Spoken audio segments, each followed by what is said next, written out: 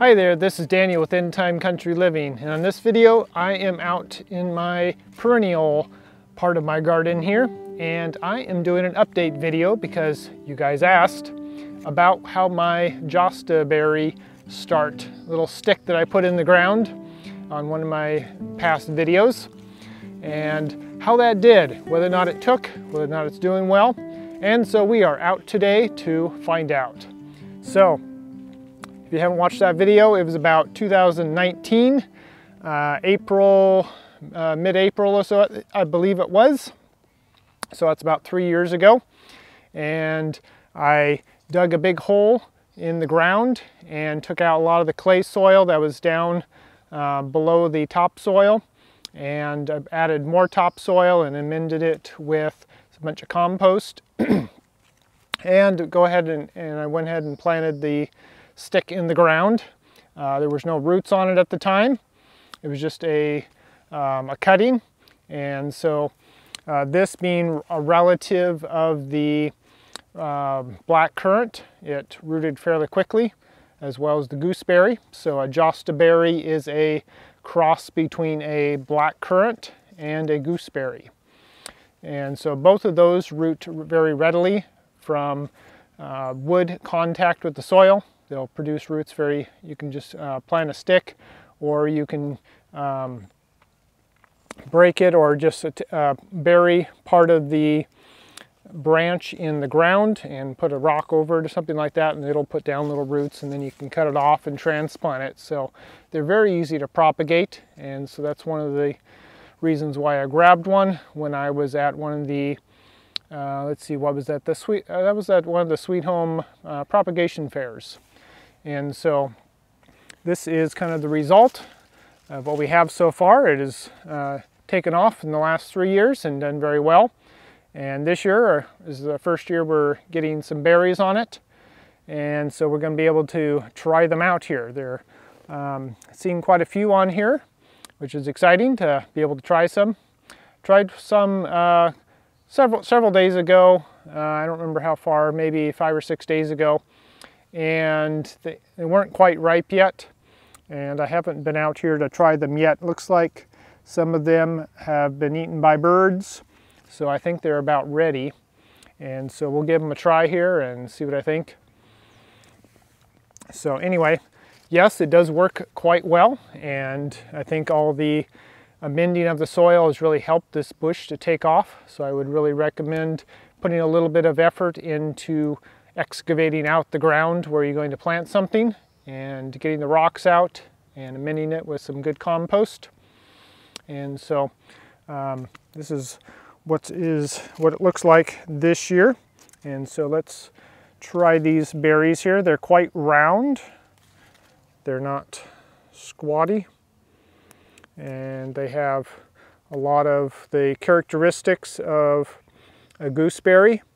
But they're also black like a blackcurrant is. So they have the genetics of both. So let's give this berry a try and see if it's any good. It may be terrible, it may be great. Let's find out. So we've got to take off the stem and the little flower in first.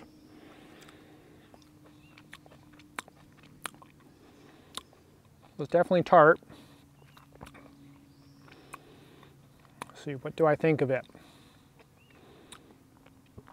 What kind of flavors does it have? A little bit of gooseberry in there. Don't really taste much of the blackcurrant in there. Let's try another one here. I'm not sure. Doesn't have a lot of flavor characteristic to it. There's one that's not too bad.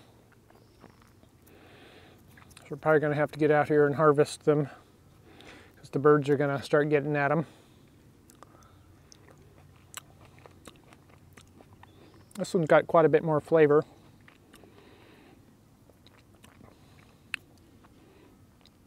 Let's see here. It's got a little bit of raspberry in there, a little bit of blackberry, just kind of a general berry flavor. It's fairly decent. It's definitely on the tart side, which isn't bad necessarily. It's just different. Doesn't always have to be perfectly sweet like a blueberry. So but it means it's going to have high vitamin C content, so that's good. So I think they're not too bad, and they're nice and big and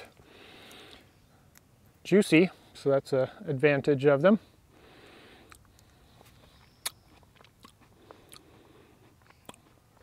You know, I think it's more the skin is the sour part. You get more of the sour at the end once all the insides have been chewed up. Kind of swallow those, and then you get kind of the skin at the end, and that's kind of where the tartness comes in. So kind of like a plum that has a tart skin, that idea. Kind of juicy and sweet on the inside, and then you get tartness on the outside. So it's a good contrast. It's kind of interesting. So I could eat that. It's not bad. It doesn't have a bad flavor at all. I heard that it might have a bad flavor to it or just not taste good at all, but I think it's got fairly decent flavorings. So anyway, something to try, put in your garden here. It's definitely taken off and done well. And so I've added compost and some wood chips around the base of it. Need some more again this year, and definitely some pruning here, which I haven't had time to do. So it's just kind of growing.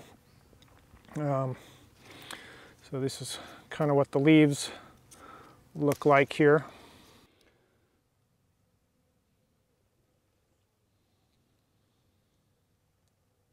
All right, well, thanks for watching. I hope that was useful to you and gave you some tips on how to get berries going.